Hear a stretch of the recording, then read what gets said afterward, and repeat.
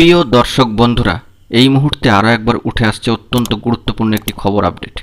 নিয়োগ মামলার শুনানি সংক্রান্ত একটি বড়সড় খবর আপডেট কিন্তু উঠে আসছে, যা এই ভিডিওর মধ্যে সবটাই আলোচনা করছি।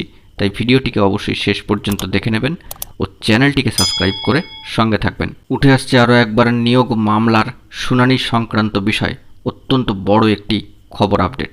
যে বিষয়টি উঠে আসছে, স্কুল সার্ভিস কমিশনের মাধ্যমে হয়েছে কাউন্সেলিং প্রক্রিয়া। নিয়োগের সুপারিশপত্র পেয়েছে 2015 পারও হয়ে গিয়েছে। নিয়োগ না পেয়ে কার্যত কর্মহীন চাকরি প্রার্থীরা এবার শারীরশিক্ষা এবং কর্মশিক্ষার ক্ষেত্রে সুপার নিউমেমারি পোস্ট বা অতিরিক্ত শূন্যপদ তৈরি করে নিয়োগ প্রক্রিয়া শুরু হয়েছিল।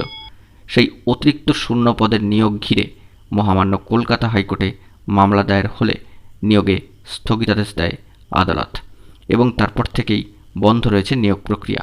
অর্থাৎ বন্ধুরা বুঝতেই পাচ্ছেন যে চাকরি পেয়েও কিন্তু তারা জয়েনিং করতে পারছেন না।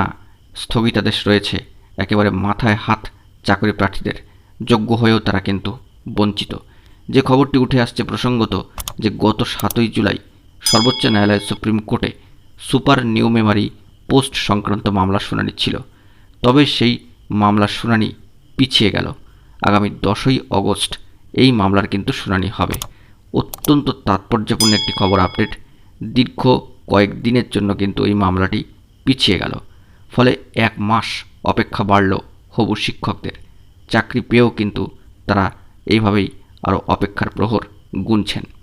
এই মামলার দিকে চেয়ে রয়েছেন সুপারিশপত্র পেয়ে যাওয়া হবু শিক্ষকদের একাংশ। প্রসঙ্গত উল্লেখ করা প্রয়োজন যে কর্মশিক্ষা ও শারীরশিক্ষার চাকরি প্রার্থীদের অভিযোগ, মহামান্য কলকাতা হাইকোর্ট নিয়োগে স্থগিতাদেশ দিয়েছে কারণ স্কুল সার্ভিস কমিশন আদালতে ভুল হলফনামা জমা দিয়েছিল।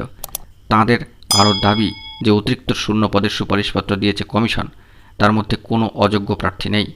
এই নিয়ে স্কুল সার্ভিস কমিশনের এক কর্তার দাবি, কর্মশিক্ষা ও শারীরশিক্ষায় নিয়োগ ঘিরে যে হলফনামা আদালতে পেশ করা হয়েছিল তা আইন মেনেই হয়েছিল।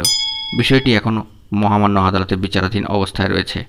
আদালত যেমন নির্দেশ দেবে সেই অনুযায়ী তারা চলবেন বলে জানিয়েছেন ওই কর্তা। অবশ্য স্কুল সার্ভিস কমিশন থেকে সুপারিশপত্র পাওয়ার পরে কেউ কেউ চাকরি নিশ্চিত জেনে যে বেসরকারি স্কুলে বা অন্য কোথাও কাজ করতেন, সেই কাজও ছেড়ে দিয়েছেন। ফলত তাদের মাথায় কিন্তু এখন হাত হতাশার মধ্যেই তারা রয়েছেন। কিন্তু অভিযোগ, তারা জানতেন না যে সুপারিশপত্র পাওয়ার পরেও তাদের জন্য অপেক্ষা করে রয়েছে একগুচ্ছ ভোগান্তি। সুপারিশপত্র পাওয়ার 6 সপ্তাহের মধ্যে নিয়োগপত্র পাওয়ার কথা। এমনকি সুপারিশপত্রে লেখা রয়েছে কোন স্কুলে আমাদের নিয়োগ হতে চলেছে। তারপরেও নিয়োগ প্রক্রিয়া এভাবেই কিন্তু আটকে রয়েছে। অত্যন্ত গুরুত্বপূর্ণ একটি খবর আপডেট উঠে আসলো। নিয়োগ মামলার শুনানি কিন্তু এবার পিছিয়ে যাওয়ার খবর উঠে আসলো সামাজিক গণমাধ্যম সূত্রে। বন্ধুরা এখন এটুকুই। সকলে ভালো থাকবেন ও চ্যানেলটিকে এখনই সাবস্ক্রাইব করে নিয়ে সঙ্গে থাকবেন। ধন্যবাদ।